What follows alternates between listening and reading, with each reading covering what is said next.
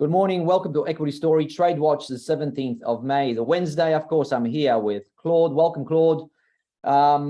Before I go on, Equity Story disclaimer in front of you. Of course, everything is general advice whenever we speak stocks, because we really just look at the technicals and fundamentals only. All right, so what we're going to talk about today is we're going to look at some stocks that released some results, and I'll show, or at least announcements, and we'll see some of these charts to see if there's anything worthy of maybe investment or maybe selling if it's bad. I'm also having a quick look at last night's performance, and it was fairly negative. Well, it wasn't fairly negative. It was negative. I think NASDAQ did better than Dow. So overall, it's still not a great environment to really invest. So it's frustrating really for investors like us, trying to find some stories to play with.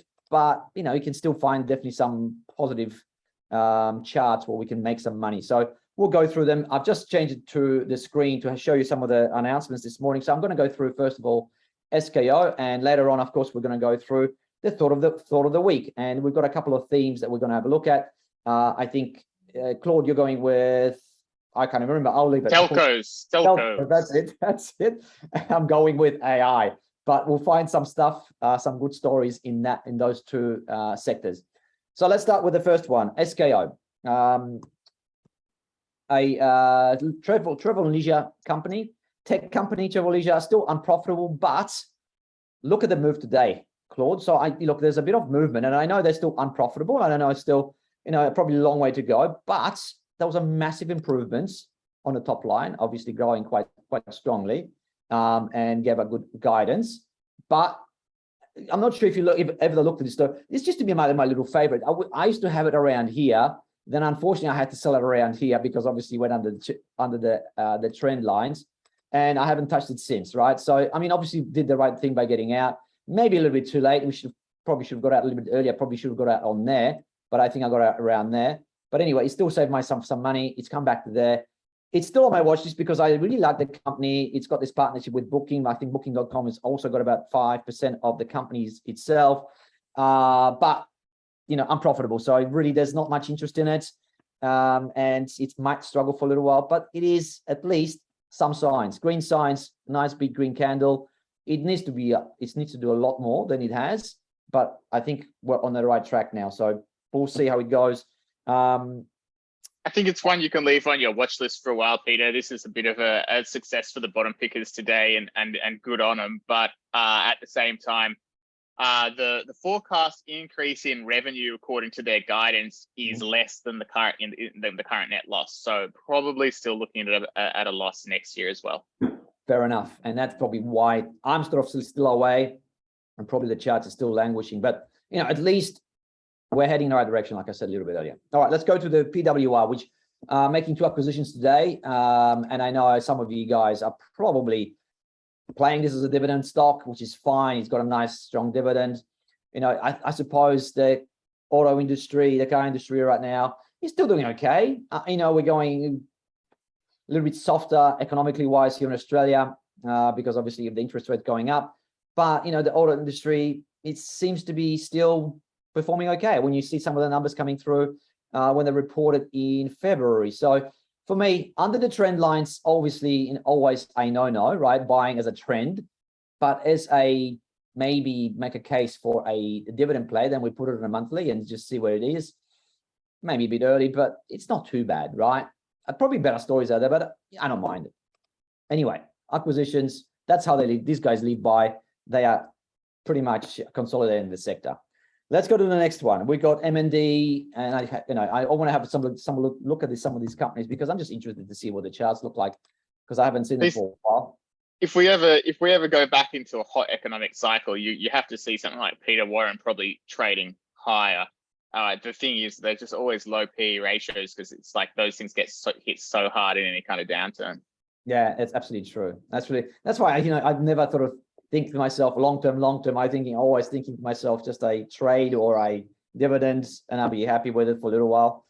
Yeah, fair enough. That makes perfect sense. Now, M&D had an acquisition today as well. Not my cup of tea. It's trending above, so at least it's positive on the charts. But you can see this is. Let's put it on a 3-year chart. Not much to get excited about. Pretty much sideways chart. So pass for me. Let's go to the next one. HT1. Do you know much about HT1 at all, Claude? I do not know. All right. So these guys are, I think, in the media, podcasts, radio. That's right. Yeah. Well. But update today, it wasn't too bad by the looks of things. But look at this chart. This is probably a classic story. If there's a downturn in economically in Australia, this is going to suffer, right? So it's probably one of those stronger link type companies to what's happening in Australia. So for me, pass. Technically, fundamentally, I'm not interested, but at least profitable company, not for me. All right, let's go to the next one. IPL came out with an announcement with the actual results today. So I'm always interested to see how these things go. 8% down, not a great, unfortunately, performance today. And I'm just having a look at today's actually 6.74 down. So the market really responded negatively to what come up with. I think they come up with over, let me see, I think down by about 15%, I think, on the previous year, which is obviously not great. You don't want to see a company going backwards in earnings. And we had this as a dividend play. So let's have a look where they are, see if it's a time to sell. And I think we had it as we needed to hold $3. It is not holding $3, so we possibly have to get out of it. So I have to make a decision by the end of the week whether this is going to be a sell or not, because we still want to have some sort of an exit strategy for anything we hold. Doesn't matter if it's a dividend or not. All right, let's go to PMT. Much better story. Well, when I see much positive story, because they come up with some really strong drilling results for lithium in Canada, and the chart looks actually very, very good. So it's swinging nicely. We talked about it. I talked about it on Ausbiz last week. Thought that with this sort of green candle here, we could go on, especially if we've got more positivity in the lithium space. And you never know, they could come up with some nice drilling results. And what they did today, they come up with some nice drilling results. So nice swinging charts, possibly can get back to $2 again. So again, I'm happy with that one. And if you're in this, hold on. I think they've got some more drilling results to come. So definitely a hold there. No problems whatsoever. Even maybe if it finishes like that by the end of the week, it's maybe a buy. All right, let's go to the next one. UMG, another one that come up with results today. Let's have a look at what they've done. And I think they're over in a throes of a takeover at the moment, I think from a group out of Europe. So for me, not interested, but it's good to see that they're talking positively about agri-space. So for me, not bad. All right, last one I've got is CTT. I remember yesterday we talked about on I think ATA, Claude, and I know you're not a huge fan. I'm not a huge fan, but what a roller coaster, right? So yesterday there's a rumor that the CEO was selling some stock. So it was up at 220, went back down to 176 on that rumor. Today the rumor has been dispelled by the CEO saying, no, I'm not selling anything. The backup goes to $2 a day. I mean, that's funny. It's ridiculous. I mean, well, can I just send a rumor about some stock that I want to buy cheaper and let's see if it goes down? Is that how it works these days? Well, I think it's because this guy sold aggressively heaps of shares a lot of times. So yeah, essentially, it's very believable that he would sell again after every time they put out some sort of pumpy adjusted a bit their announcement, people are thinking, oh, he's probably going to sell. So yeah, it was very believable. But it just shows that the market's really so skittish and reactionary on rumors. I mean, there's not even facts around, right? There's just rumors that he might do the same thing. I mean, that's just ridiculous, really. When you think how hard it is to invest, and then you've got these, I don't know, people that maybe just come up with some stories that something might happen, and such a strong reaction. Big gains on this one, even for anyone who jumped on after, it bottomed around 60 cents or even lower, 40 cents. And then even if you jumped on it at $1 when it run back up, then the momentum has held, and now it's a double. Did you see the results, by the way, yesterday or update? Yeah. So basically, they are putting forward and boasting about how their revenue's gone up, and their adjusted EBITDA has stayed positive. Now, they're adjusted EBITDA, I think, they gave for the 4 months, it's run rating for the 10, if you run rate it for the full months, they get to like, 10 point something, I think, million for the second half versus 16.7 for the first half, which is natural with Christmas being in the first half. But, actual profits like half adjusted EBITDA in the first half. So call it, even if you call it $15 million profit, it's a 700 and now it's like an $800 million company or whatever. So, a pretty expensive PE ratio there. And look, I think that the real reason that this was a good result is because it's unusual for this kind of business that pays advertising to gain revenue growth. It's unusual for them to be able to re-accelerate revenue growth while remaining profitable.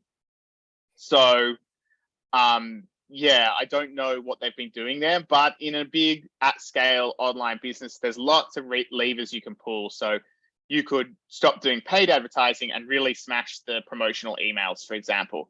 And for a while, that might boost your revenue growth without harming your profit. But eventually that list gets tired because they've received so many emails from satire and people start unsubscribing, et cetera, et cetera. So overall, I would be cautious of reading too much into 4 months performance, especially when, it's not audited accounts. It's just, a random 4 month period, really. Like, why choose 4 months? Why not 3 months or 6 months?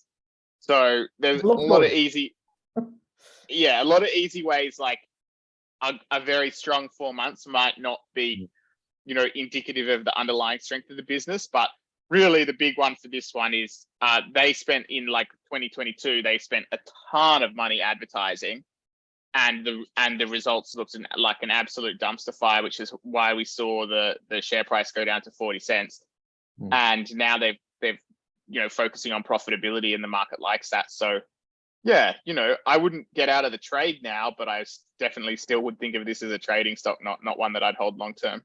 Yeah, look, I think I agree with you. The long term maybe a little bit, maybe not my cup of tea, but there's definitely something building for the rest of the week. So if we finish like this on a chart, this is probably a screaming buy, right? Just on the charts where you go, we could have a little bit of momentum, maybe take it up to the 240, 250 mark. But I was looking at this at like 50 cents and I was thinking, it's got back to its IPO price. Like, do we go again here? And in hindsight, that was the play, but that would have broken the bottom picking rules. So that's exactly that would be the hard money, Claude. Come on. Dave would come and slap you around a bit. This is the easy money now. We're going to take it from $2. We're going to take it to 250, maybe even 3, right? That's the easy. That's what we've been brainwashed with. But look, I completely get the fundamentals of what you just said. I agree with you. It's not an easy story. There could be some missteps. There could be some issues, not very, I suppose, consistent as well. But right now, momentum is building. So this is a good news for traders out there, and potentially there could be a trade. So we'll watch it by the end of the week. Please ask us on Friday. Join us on ATA and ask us where it is looking at. But it's looking good so far. So good.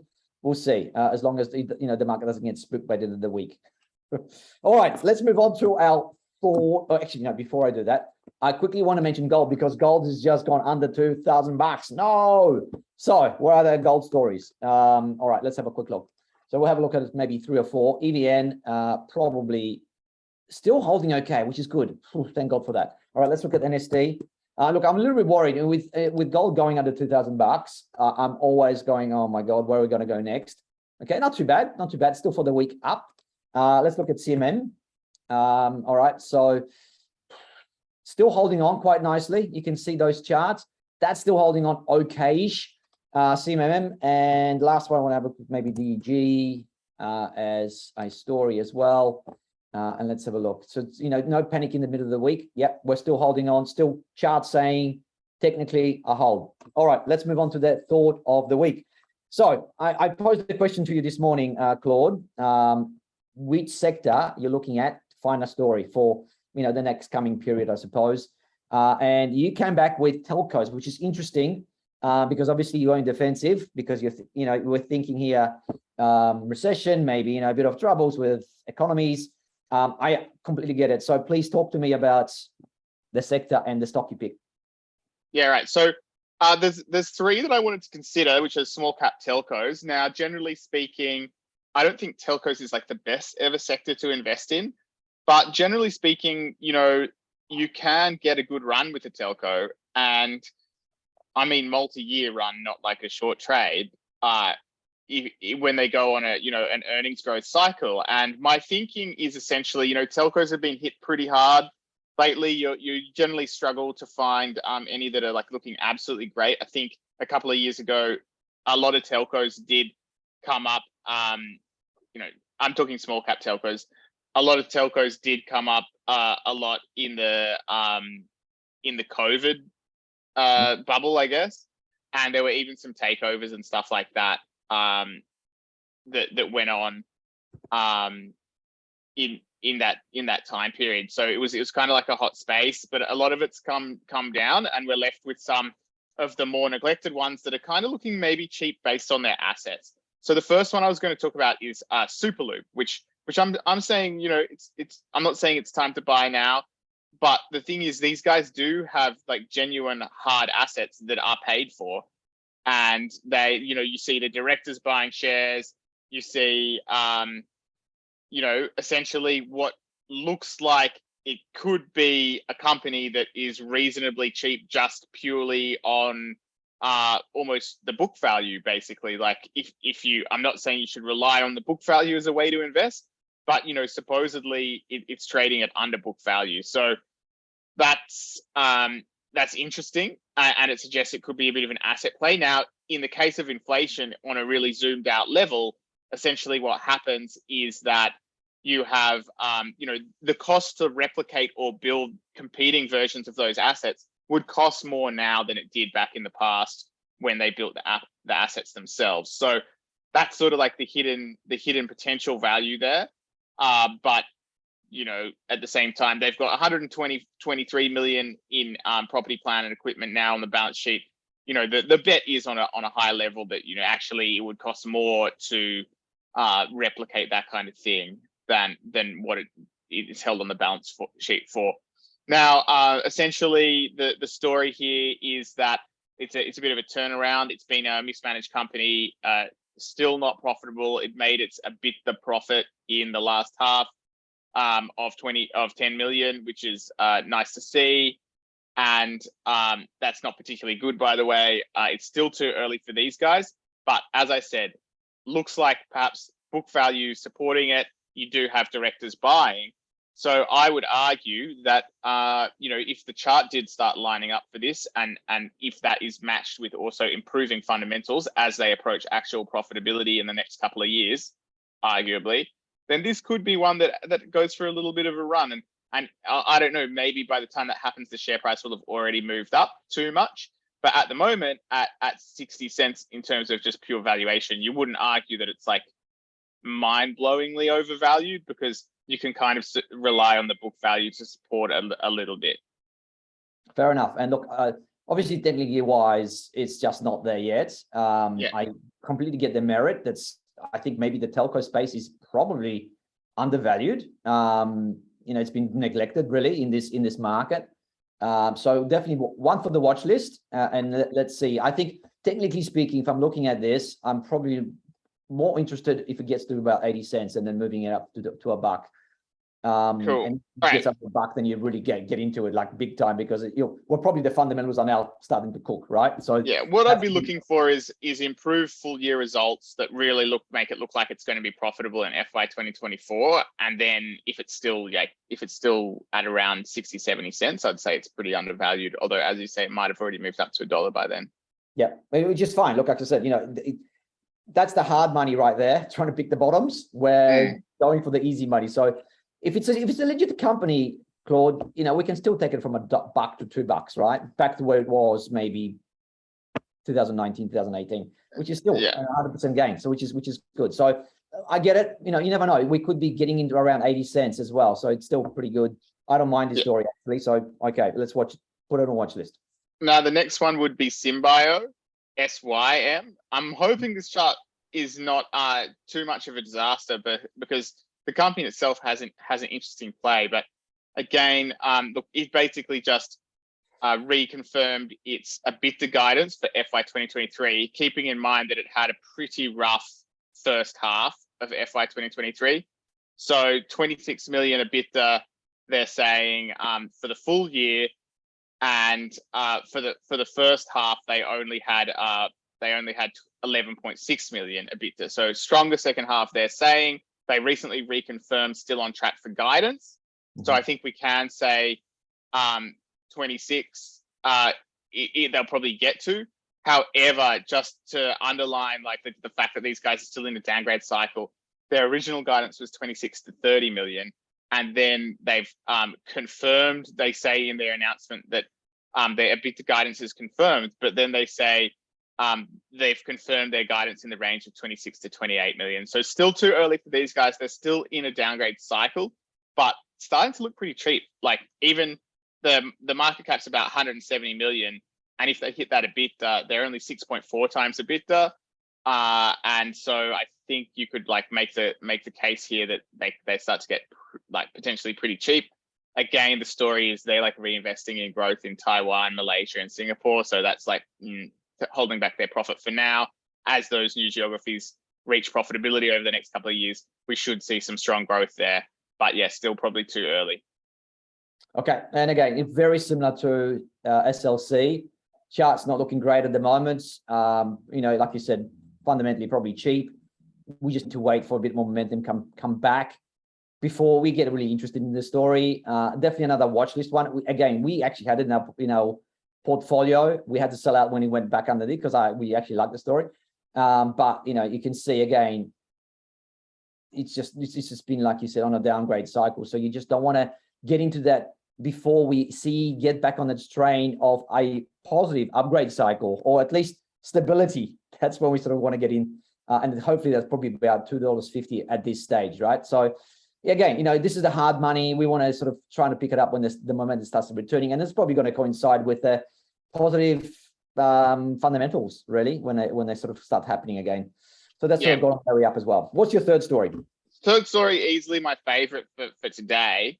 And one that I think maybe presents an opportunity right now is ABB, Aussie Broadband. Now, these guys are a little bit ahead of the other ones in terms of the fact that they've just put out in their most recent half year, you know, basically they're profitable now. They've crossed over into profitability. They had a bit of a rough second half. Beg your pardon. They had a bit of a rough first half last year in FY 2022. So the comps look amazing this time. Those comps will come down as they cycle a slightly stronger second half last year. But, you know, for the last couple of years, we've always been seeing a stronger second half for these guys. So if we see just a bit of a stronger second half, then, you know, easily this could end up looking like not too expensive, basically. We do need to see that stronger second half, but at the end of the day, that's easy to believe it'll happen since given the track record. So if we go and look to estimates there in FY 2023, estimating 12 cents, the analysts are estimating 12 cents in earnings for 2023, share price of call it $3, and it works out at a PE ratio of about 25 with, you know, strong growth, basically, because, you know, FY 2022 was like 2 cents earnings. So it's going to be a big growth rate, a reasonable share, a reasonable multiple. So I find it, if these analysts are correct anyway, I find it hard to believe that this is overvalued right now. We have seen it come down a little bit because the founder sold some shares. However, the reason why I don't consider that too much of a red flag is because he only sold 3% of his holding. And now sometimes you just see a founder sell half their holding, or a CEO sell half their holding, or even a quarter of their holding, or big chunks, meaningful chunks. And when I see a meaningful chunk go out, I see somebody de-risking. And why are they de-risking? Because they're worried about the risk. When I see somebody selling 3% of their holding, I'm not so much seeing de-risking as maybe somebody has some cash flow needs. So, you know, I feel like a small sell might be to do with cash flow, and the bigger sells are like genuinely de-risking. So I don't think that means that he's bearish. And as a result, I would probably still be willing to jump on this, notwithstanding the fact that obviously, in my view, it's generally an orange flag or a red flag when a CEO or a founder sells shares. But, you have to take it in the context. So as a result of that, I guess I quite like Aussie Broadband. Yeah, fair enough. And look, I actually like the company. I actually dealt with them a couple of days ago because I was setting up an internet for my mum, and very easy to talk to, good customer service, where everything went smoothly. And this is the old, trying to follow the footsteps of iiNet. I remember back in the day, and I was comparing iiNet actually with ABB 2 days ago, and iiNet's gone backwards, with the customer service and everything else. So this is like they're taking the new mantle of it. So I like it from that point of view. And I think customer service is one of the keys for success on some of these telcos, because there's so much competition in it. How are you going to distinguish yourself? How are you going to, little bits like that actually help a lot, especially for me. So yeah, look, I like everything you said about this. The only thing I don't like is it has gone underneath the trend line. So it just needs to get back over that 320, I think. And then you sort of probably, you got a good trade and good investment maybe, right? So that's the only thing, but definitely watch listed. It's pretty close, $3 to 320 is not that far away. So it is up there, and it's probably going to swing after that initial sell down on you. When you said the CEO was selling some stuff, probably bounce back, and that's when you sort of buy it. But yeah, I agree. That's probably the best out of the three that you've mentioned, and definitely investable for sure. Cool. All right. Yeah. Thanks for that, Claude. I am now going to talk about my little thought of the week, which was I'm looking very, very hard at the artificial intelligence, the AI space. Right? I'm still trying to find some stories in Australia that I can long-term invest into something. So I've been flicking through a lot of things, going back and forwards. It's really nothing stands out like one of those Microsofts that invest in OpenAI or a Google or something. There's nothing really like that on Australia. But there are some stuff that maybe has some associations with AI. They might work with AI in a way, but maybe not. 100% of it is AI. It's got something attached to it or association with it. So the three stocks I went through, and I'll show you, was NXT, of course, which the fund has got. So disclaimer that the funds actually own some of these NXT. And with the data that's just exponentially growing out there, you know that AI data has to be stored somewhere, or it's just going to be continual growth for me. And they've just been saying that's why they've been raising cash, because they want to build more data centers, right? So I like that story from that point of view. The other one was T&E, which again has got association with AI, and this is the big Aussie player in software here in Australia. So again, a great chart, really liking the story. It's not obviously it's not an AI as per se a company, but it does have an association with AI. Some of the software and so on actually does use predictive stuff. So that's good. But I'm actually going with something that we don't have. And again, we've got T&E in our portfolio. It's something we don't have in our portfolio, and that's Altium. And again, you think to yourself, okay, how is this associated with AI? So, the printed circuit board business, which they've got, you associate AI with, software out there. But, a lot of software needs actually hardware to actually run, or at least electronics to actually run. So the printed circuitry board, there's a link in there where you're going to have more demand for that sort of stuff. It's not just ChatGPT out there that is AI. You're going to have robotics that's going to have AI. So you think about Tesla. How many circuit boards does it have? That's all. I suppose printed circuitry boards, which Altium has probably contributed in some way. So this is all for me. I like this space. This is obviously a strong space for me, and Altium makes a lot of sense when you start reading about what they do, where they're going. The positions they've actually got. And the growth they've got. So while it's maybe expensive, and maybe you think to yourself, it's going sideways for the moment, I think that's one of the stories that I really, really think that it's got a very bright future for the long term on the back of it. It's profitable, it's growing. Reiterated its guidance in February, and it may be presenting an opportunity to actually have a look at this on the charts. It just needs to hold that that black line, which is about 30, 40 around there. If it holds that, it starts bouncing. That's what I'd be probably buying and trying to get maybe a little trade to 40. Or if they can come up with a decent result in August, then you probably maybe start looking at even further thing. They've got some aspirational targets as well of half a billion bucks in revenues and so on in 2 or 3 years time. So all up, really, I'm really digging this company, Claude. And I know it's expensive, but it is probably one of the better, interesting stocks in Australia. And I think you've maybe traded it before. And for sure, Peter. Like, this one deserves a spot in my portfolio, and I'm really close to doing it. It's just like, obviously, I've got a fair few high multiple stocks in my portfolio already. Do I want to lean more into that? It's not even so much a matter of me. It's just, are readers happy to get on board when it might actually take a while for the fundamentals to catch up to the price? It doesn't necessarily promise a smooth ride, but it's a high quality company. And once I do build a position in this, my intention will be to hold it long term. Yeah, look, and again, absolutely true. That's the $1 million question. Is it too expensive? Is it going to come back? But the same question could be asked about PME. It never does. You can say something about TNE. TNE's always been trading around the 40 times, right, Mark?